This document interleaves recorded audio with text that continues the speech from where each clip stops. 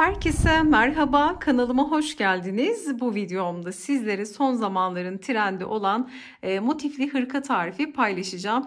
İnanılmaz kolay bir yapımı var. Klasik bildiğimiz hanım dilendi, bey beğendi motifinden oluşuyor. Hemen şöyle motifi yakından sizlere göstereceğim. Bakın, ben bu renklerde çalıştım ama sizler dilediğiniz renkleri kullanabilirsiniz. Elinizdeki artan ipleri de bu projede değerlendirebilirsiniz. İlla ki tamamen hepsi aynı olmak zorunda değil ama bu tüylü ve böyle bakın pullu ipler kullandık. Onlarla beraber gerçekten çok güzel bir boyut kazandı bu hırka. Toplamda 16 tane motiften oluşuyor. İnanılmaz kolay bir yapımı var. Birçok şekilde şekillendirebilirsiniz. İstediğiniz beden aralığında hazırlayabilirsiniz. Bu çalışmış olduğum hırka 38, mankenim şu anda 42 beden. 42 bedene dahi rahatlıkla olabilecek bir çalışma oldu. Beden büyütmesini, motif sırasını büyüterek istediğiniz gibi büyütebilirsiniz. Video sonunda da nasıl büyüteceğinizi, beden ayarlamasını nasıl yapacağınızı da sizlerle detaylı olarak paylaşıyorum. Şöyle yakından göstermek istiyorum. Bakın, bağcık kısmı, motiflerin rengi, tam rengini yansıtamıyorum kamerada ama umarım şöyle güzelliği anlaşılıyordur. Bakın, göstereceğim.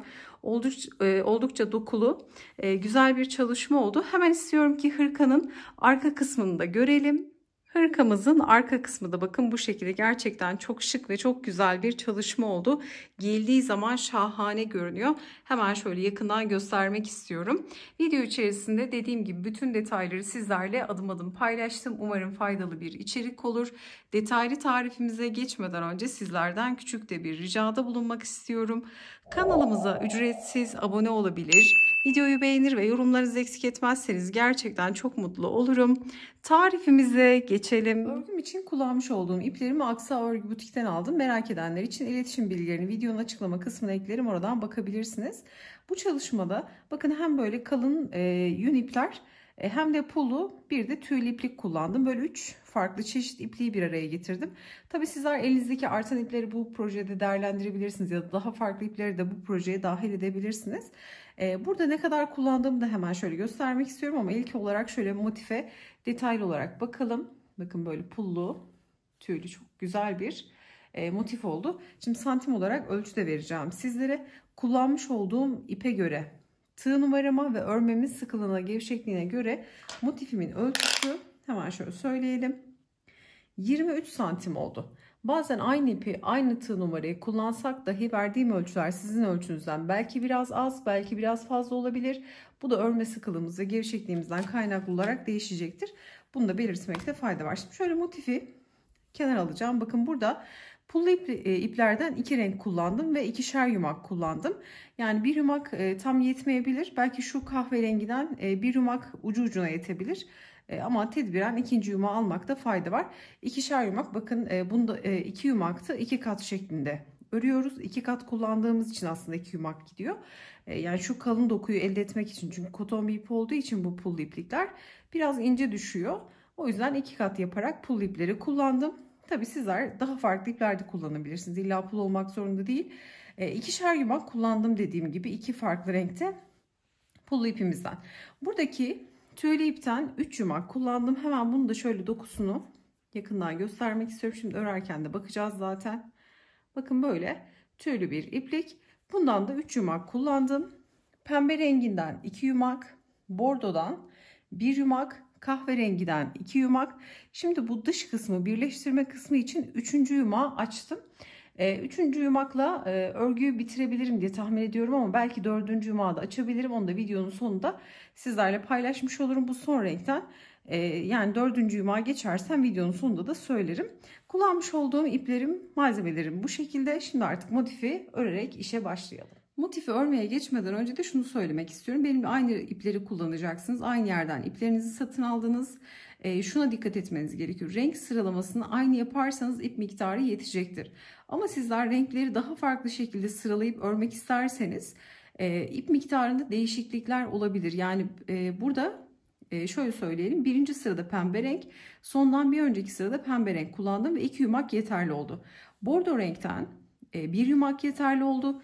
5. sırada kullandığım kahverengiden 2 yumak kullandım. Yani motif büyüdükçe burada artık 4. ve 5. sıradan sonra sizler daha farklı renklerle yapacaksanız 2. yumağı mutlaka alın.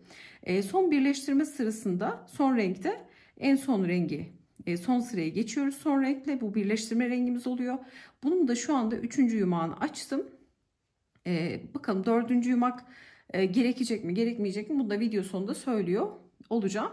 Dediğim gibi sıralamaları farklı yaparsanız ip miktarları da değişecektir. Buna da dikkat etmek gerekir. Burada bakın tüylü ipten de 3 yumak kullandım. Pullu iplerden de 2'şer yumak yeterli oldu. Ama sizler sıralamayı daha farklı yapabilirsiniz. Elinizdeki artan ipleri bu projede kullanabilirsiniz. Ben her bir motifi aynı şekilde hazırladım. 16 tane motif kullandık şu anda. 16 motif de aynı şekilde örüldü. Ama her bir motif farklı da olabilir. İlla aynı olmak zorunda değil. Sizler artan iplerinizi de dediğim gibi bu projede rahatlıkla değerlendirebilirsiniz. İçeriğinde yün olan şöyle kalın dokulu ipliğimi göstermek istiyorum. Bakın dokusu yakından bu şekilde. Kullandığım tığ numaram bütün iplerde, bakın bütün motif örerken 3,5 milim tığ kullandım. Elim gevşek olduğu için 3,5 milim tercih ettim. İpim normalde 4, hatta 4,5 dahi çok rahat kaldırır. Eliniz sıkıysa mutlaka 4 milimle ya da 4,5'la elinize göre örmenizi tavsiye ederim. Burada sizin kullanacağınız ipler daha farklıysa mutlaka ipinize göre ve örmenizin sıkılığına, gevşekliğine göre kendi tığ numaranızı belirleyebilirsiniz. Ben dediğim gibi 3,5'la çalıştım. Şimdi işçilik olarak sihirli halka ile başlangıç yapıyoruz. Aramızda yeni başlayanlar varsa sihirli halka nasıl yapılır? Daha önceden çok detaylı bir videosunu paylaşmıştım. Videomuzun açıklama kısmına linkini ekleyeceğim. Oradan tıklayarak ulaşabilirsiniz. Sihirli halka yapmak yerine 4 ya da 5 zincir çekerek zincirle de halkanızı oluşturabilirsiniz. Şimdi halkayı oluştururken burada bir zincir çekiyoruz. Şimdi bu bir zinciri 2, 3'e tamamladık. Bu 3 zincirde bir trabzan kabul ediyoruz. Tığımıza doladık. Halkamıza batıyoruz. İlmek çıkardık. 3 ilmek var. Doluyorum. İkisini birlikte tekrar doladım. İkisini birlikte örerek ikili trabzan hazırlıyoruz.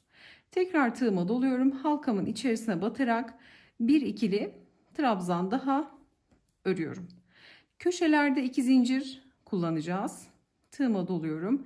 Şimdi halkamın içerisine batarak 3 tane ikili trabzan örüyorum. 1, 2 ve 3. Dediğim gibi ip normalde 4-4,5'u da kaldırır ama elim gevşek olduğu için bakın 3,5'la çok rahat çalışıyorum. Mutlaka elinize göre tığ numaranızı belirleyebilirsiniz. 2 zincir 3 trabzan, 2 zincir 3 trabzan şeklinde toplamda trabzan grubumuzdan 4 adet hazırlamış oluyoruz. Bakın köşelerde ikişer zincir ve üçlü trabzan grupları. Şimdi burada sihirli halkadan kalan kısa ipi çekebildiğim noktaya kadar çekip orta kısmı tamamen kapatıyorum. Bitişi yaparken de burada hemen şöyle 1-2 zincir çekiyorum. 3 zincire dokunmuyorum. 3 zincirden sonra gelen ilk trabzanın tepesine battım. Kısa ipi tığımın üzerine aldım, yukarı taşıdım. Bu noktadan ilmek çıkardım ve bekleyen ilmeğimden kaydırdım. Sonra bir tane zincir çekip burada şimdi ipimi kesiyorum. Yeteri kadar kesin, bir 5 santim kadar kesmek yeterli. Sonra güzelce sıkılıyorum bakın. Bir üst sırada zaten bunu gizlemiş olacağız. Motifin birinci sırasını tamamladık. Klasik bildiğimiz hanım dilendi, bey beğendi motifini çalışıyoruz. Şimdi pullu ipimizi örmeye geçelim. Pullu ipimi 2 kat yaparak kullanıyorum bakın. Sizler tek kat da yapabilirsiniz. Ama 2 kat yeterli oldu. İp kalın olduğu için burada kullandığım yünlü ip. Bu da koton bir ip olduğu için dengelemek için 2 kat olacak şekilde kullandım. 2 kat yapıyorum. Hemen şöyle yine bir zincirle bir ilmek oluşturuyorum. Bakın bu şekilde ilmeğimi oluşturdum. Şimdi pullu ipi örerken tığ işinde özellikle tersten öreceğiz ki, çünkü düzden ördüğümüz zaman düz tarafında pul çok az kalıyor. Daha çok pul ters tarafında olduğu için motifi bakın tersine çeviriyorum. Ters tarafı bize bakıyor. Şöyle bitiş yaptığım noktanın bir önceki kısmından şuradaki herhangi bir köşe 2 zincirlik boşluktan başlayabilirsiniz. İlmeğimi oluşturdum. Tığıma doluyorum. Motifi ters çevirdim. Bakın şimdi tersinden öreceğim. Pulu ve tüylü ipliği daha çok ortaya çıkması için tersinden örüyoruz. Bu motifin en önemli püf noktası bu.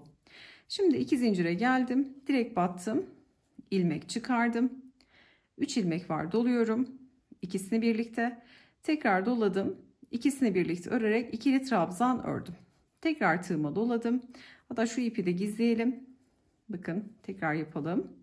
İlmeği oluşturdum. Tığıma doluyorum. Köşedeki 2 zincirlik boşluğa battım. İlmek çıkardım. Doladım. İkisini birlikte. Kısa ipi şöyle araya alıyorum. Doluyorum ve ikisini birlikte örerek ikili trabzanla başlıyorum. 3 zincirle de başlayabilirsiniz. Tığıma tekrar doladım. 2 zincire geliyorum ve 3 tane ikili trabzan örüyorum. İkinci trabzan, doladım aynı boşluğa. Üçüncü ikili trabzanı ördüm. Bakın tersten ördük. Pulun çoğunluğu burada.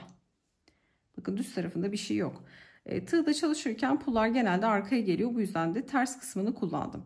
Şimdi modeli yarım başladık. Üçlü trabzan grubunu ördüm. Tığıma doluyorum. Şu aradaki üçlü trabzanı geçiyorum. Şu kısa ipleri de gizleyeceğim şimdi bu aşamada. Bir sonraki 2 zincirlik boşluğa geliyorum. Hemen 3 tane ikili trabzanımı örüyorum. 1 2 ve 3. Köşe için 2 zincir.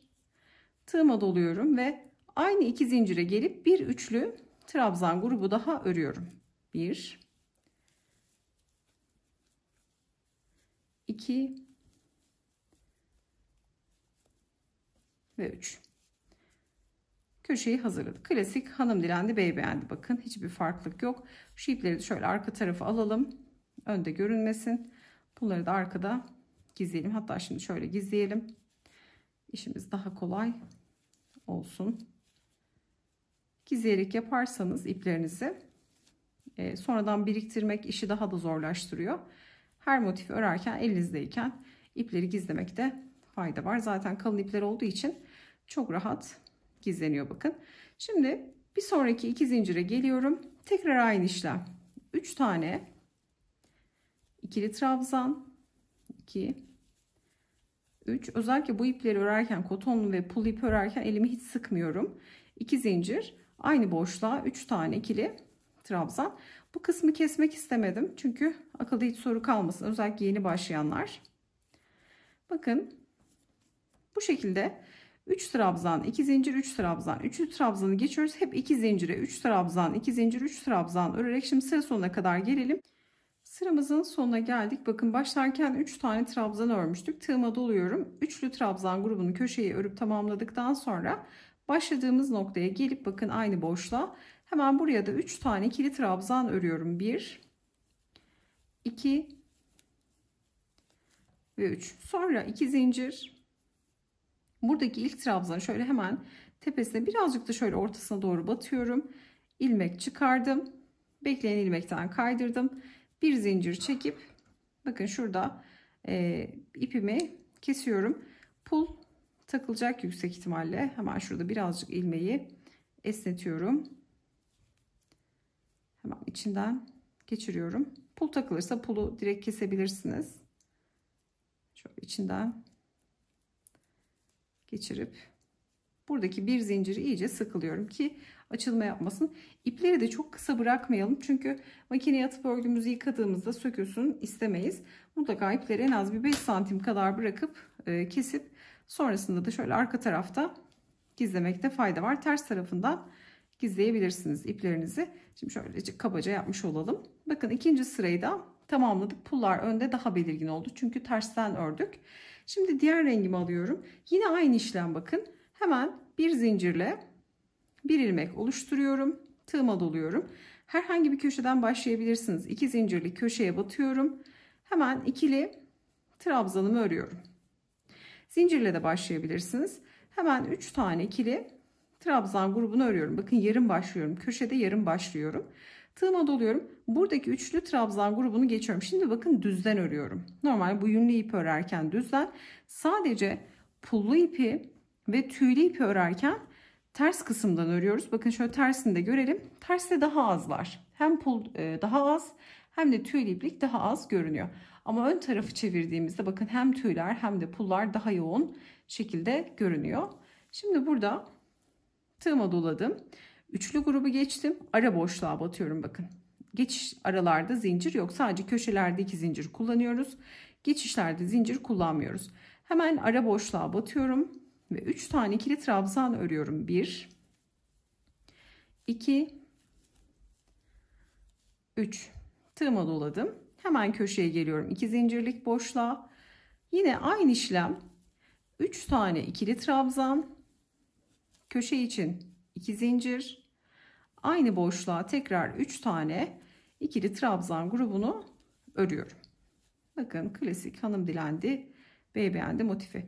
Doluyorum. Buradaki üçlü grubu geçip ara boşluğa batıp yine üçlü trabzan grubunu örüyoruz. Şimdi burada bakın artık farklı bir işlem yok. Sonra ipi kopartacağız. İpi koparttıktan sonra pullu sıra gelecek. Pullu sırada tersten öreceğiz. Sonra bir sıra kahverengi öreceğiz. Tüylü ipi nasıl ördüğümü göstermek istiyorum. Pulu burada nasıl ördüğümü gördünüz.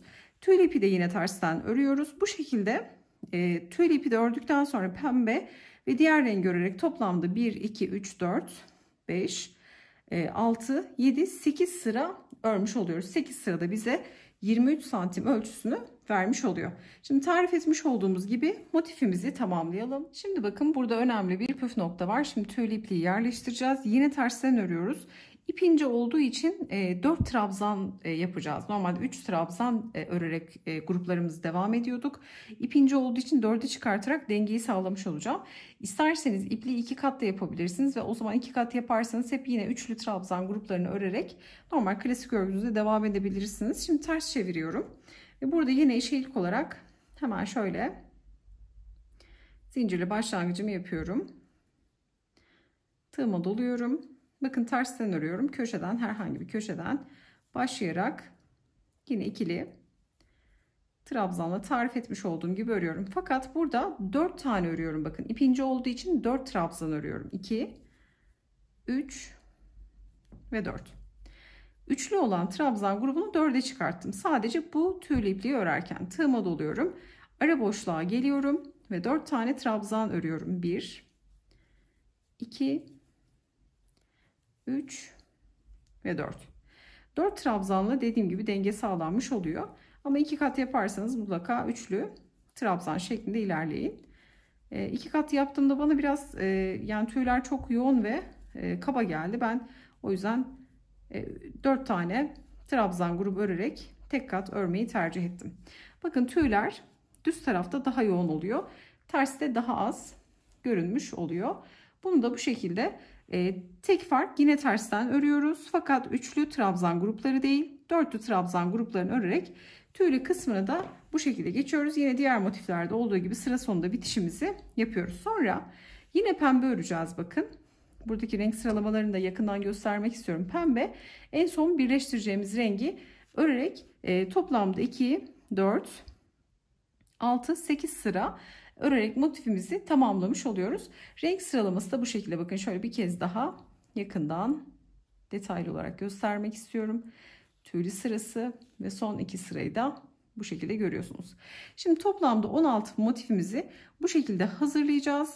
Hazırladıktan sonra motifleri artık bir araya nasıl getiriyoruz, bu aşamaya geçelim. Toplamda 16 tane motifimizi bakın bu şekilde yerleştirdim. Şimdi 4 motif ön kısma yaka açıklığını bıraktık. 4 motif arka kısma, 4 motif diğer kola, 4 motif diğer kola olacak şekilde toplamda 16 tane motifimizi bu şekilde yerleştirmiş olduk. Şimdi son motifte burada ipliğimi kopartmadım. Şimdi buradan şu uç kısımdan sık iğnelerle birleştirerek yaka açıklığını bırakacağım. Sadece sık iğne ile birleştireceğiz.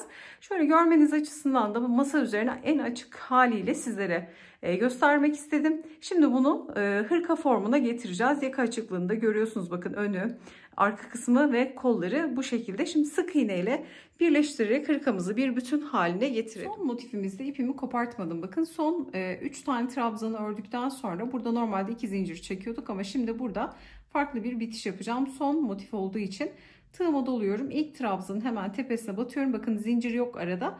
Tığıma doluyorum. Üçünü tek seferde topluyorum. Şimdi burada şöyle bir tane zincir çekeceğim. Şimdi köşedeki 2 zincirlik tam sivri uçtayım bakın. Şimdi diğer motifi de alıyorum. Ters kısımları iç içe bakacak şekilde getiriyorum. Bakın 2 zincirleri karşılıklı olacak şekilde. Şimdi zaten 2 zincir değil. Buradaki öndeki motifin 2 zincirine batıyorum. Diğer motifin 2 zincirlik boşluğuna batıp buraya 2 tane sık iğne örüyorum. 1, aynı boşluğa 2. Gelen ilk trabzanın tepesine batıyorum. Hemen karşıdaki diğer trabzanın tepesine batıyorum. İlmek çıkardım. Tekrar sık iğne.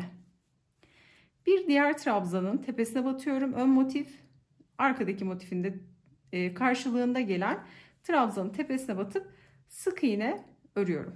Bakın şöyle tekrar göstereceğim. Sıradaki trabzana battım. Diğer trabzana batıyorum. Karşılığındaki ilmek çıkarıp sık iğne örüyorum. Şimdi aralarda hiç zincir yok. Sadece trabzanlar var. Trabzanlara karşılıklı batarak sık iğnelerle birleştiriyoruz. Bakın hiçbir zorluğu yok. Gerçekten çok çok kolay. Tabii illaki sık iğne ile birleştirmek zorunda değilsiniz. Etamin iğnesiyle dikiş yapabilirsiniz. Kaydırma yöntemleri kullanabilirsiniz. Son sırayı örerken birleştirebilirsiniz. Birçok birleştirme yöntemi var. Kanalımda da birçok videoda farklı farklı yöntemleri sizlerle farklı projelerde paylaşmıştım. Hatırlayanlar olacaktır. Yine motif birleştirme yazarsanız ismimle beraber o birleştirme videoları da önünüze çıkacaktır. İstediğinizi tercih edebilirsiniz. Bakın sadece sık iğne ile şimdi buradaki kol ucundan başladım. Buradan birleştirerek devam ediyorum. Ta ki yaka açıklığına kadar. Şimdi iki motifi birleştireceğim. Şurada önemli olan kesişen nokta var. Buradaki kesişen noktayı nasıl geçiyorum? Şu kısmı merak edenler olacaktır. Özellikle yeni başlayanlar. Hemen şu kısmı gösterelim sizlere. Motifin, ilk motiflerin iki zincirlik boşluklarına karşılıklı iki tane sık iğne ördüm. Şimdi diğer motifi alıyorum. Yine karşılıklı bakın ters kısımlar iç içe bakıyor. Düz tarafından birleştiriyoruz.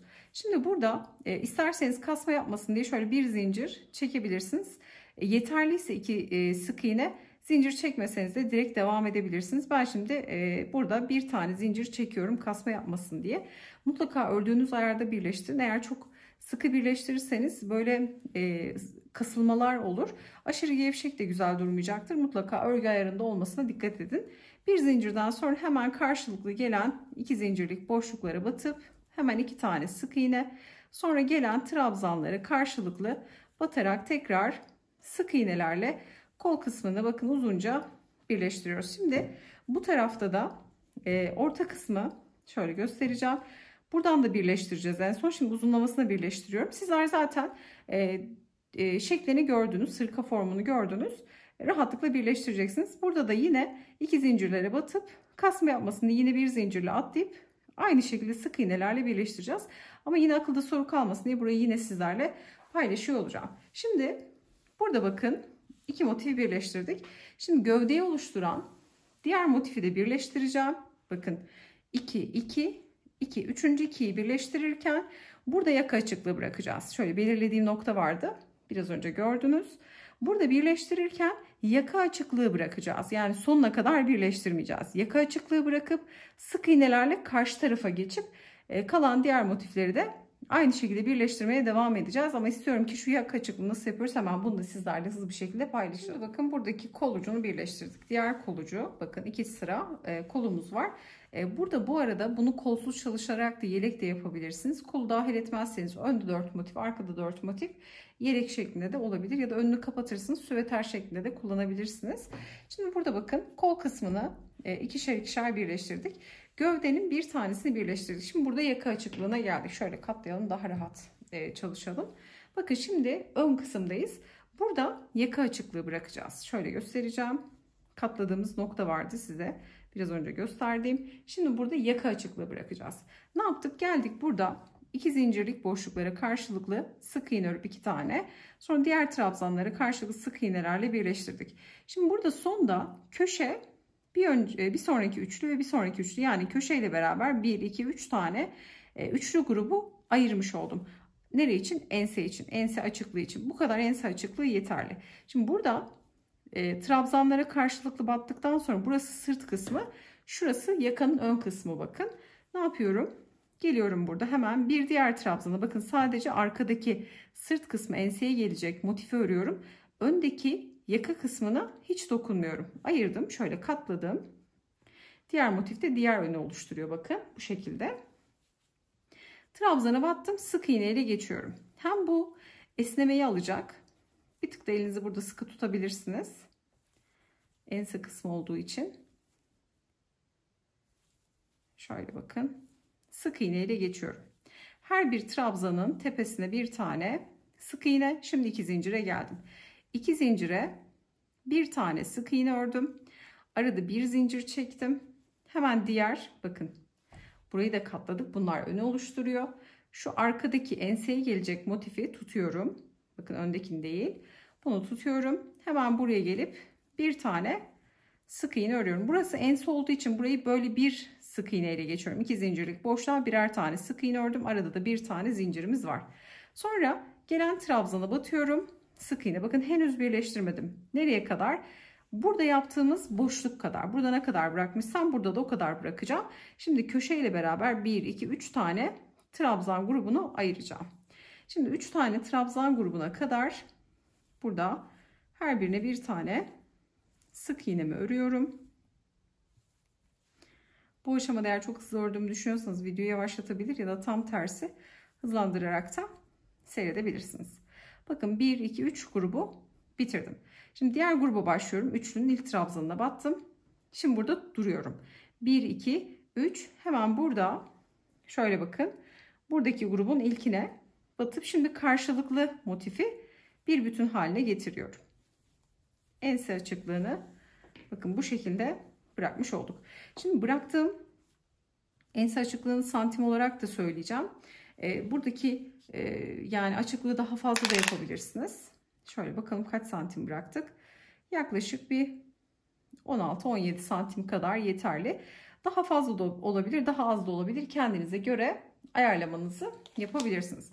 Şimdi bakın yaka açıklığını bu şekilde oluşturmuş olduk. Şimdi omuz kısmını örüyoruz. Diğer kolu da dahil edeceğiz. Bakın tarif etmiş olduğum gibi buraya da aynı şekilde kolu dahil edip burada önemli olan açıklığı bırakmaktı. Şimdi motifleri tarif ettiğim gibi sık iğne ile birleştireceğiz. Şimdi uzunlamasını birleştirdikten sonra örneğin yatay olarak birleştirdik. Şimdi dikey olarak nasıl birleştiriyoruz? Şuradaki kesişen noktayı da istiyorum ki sizlere göstereyim. Umarım yaka açıklığı da anlaşılmıştır. Şimdi diğer tarafları da birleştirerek orta kısımda da kesişen noktayı da göstererek artık hırkamızı bir bütün haline getirmiş olalım. Şimdi şöyle bakın geniş açıda göstermek istiyorum. Burada tamamen kolu birleştirdik. Yaka açıklığını bıraktık. Diğer iki kolu da aynı şekilde birleştirdik. Sonra bakın arkadaki iki motifi, sırtta olan iki motifin yatay olarak, bakın şöyle yatay olarak birleştirmesini yaptık. Sonra geldim kol ucundan, bakın burada hemen başlangıcımı yaptım. Yine aynı şekilde karşılıklı iki tane sık iğne ördüm.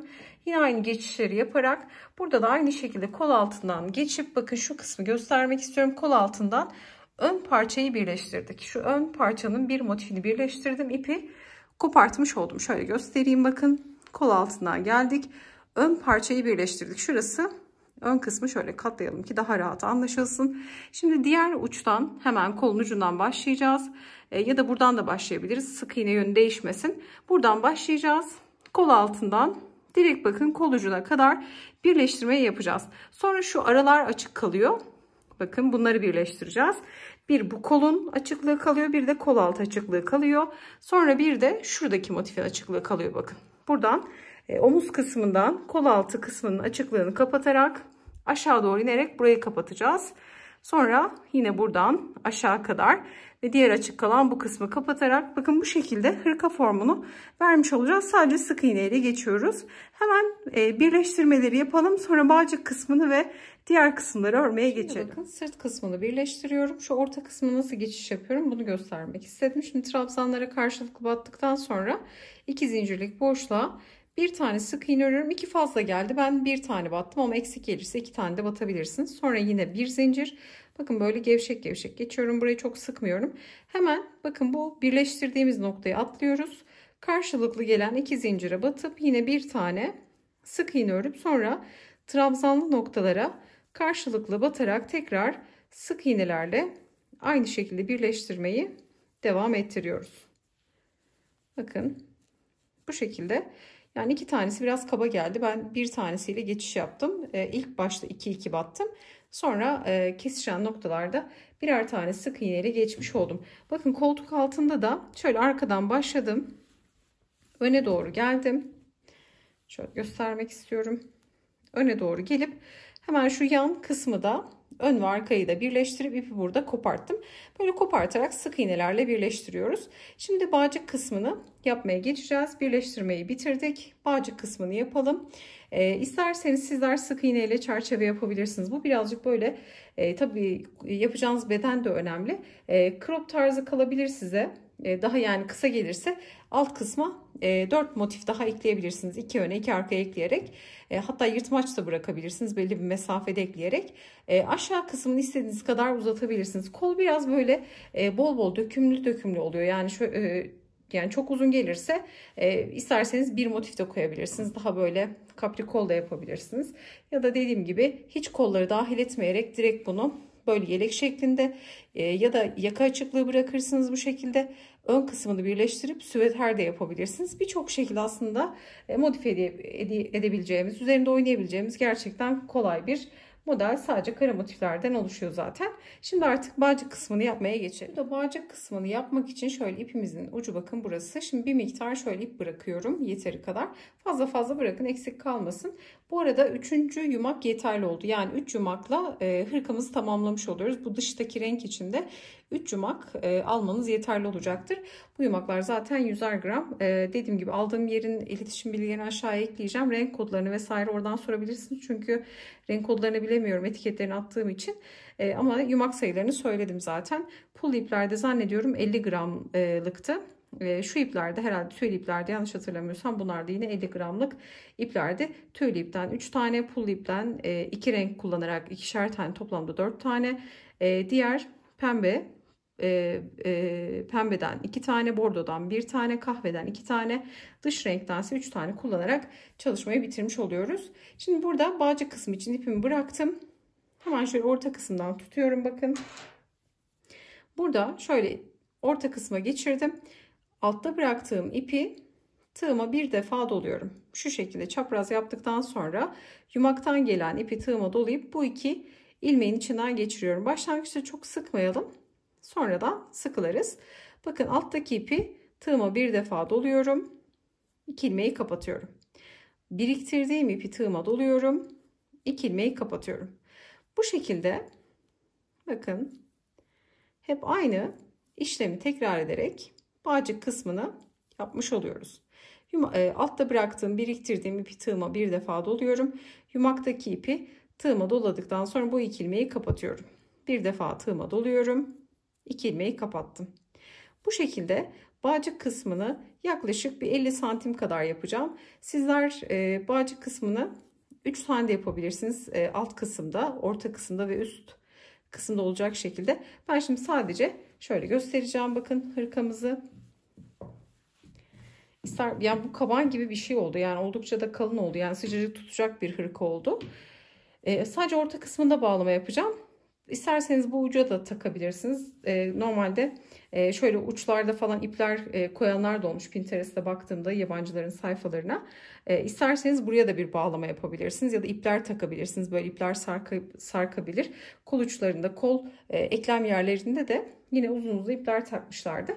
Şimdi bakın şöyle uzun parçayı, yani bunu 50 santim olana kadar ördüm. Şimdi bunu da örelim. Hemen ördükten sonra nasıl ipi kopartıp bağlıyorum, hemen bunu sizlere tarif etmeye geçelim. Bakın böyle 50 santim uzunluğuna yakın yaptıktan sonra şimdi bu iki ipi de kesiyorum. Şöyle bağlayacak kadar kesip buradaki ilmeği de bu şekilde çıkartıyorum. Bakın sıkılıyorum. Şimdi bu iki iple bağcık kısmını yapmış olacağız. Tam orta kısma denk getiriyorum dediğim gibi. Şimdi bunu şöyle hemen sık iğnenin olduğu orta kısımdan şöyle içeriden batacağım. Bu kısma birleştirelim. Önce ipin birine geçiriyorum. Diğer ipi de bu taraftan olacak şekilde şöyle geçirelim. Sonra şu aralardan içeri alıp bağlayacağım. Bunu da şöyle şu aradan. Bakın şimdi iki ipi bağlıyorum. Kısa kalan ipleri de gizleyerek hırkamızı tamamlamış oluyoruz. Hemen burada beden bilgisi vereceğim. Beden ayarlaması nasıl yapıyoruz bunu söyleyeceğim. Bakın bağcık kısmını da bu şekilde tamamladık. Diğerini de aynı şekilde yapacağım. Şimdi burada motifimiz 23 santimdi.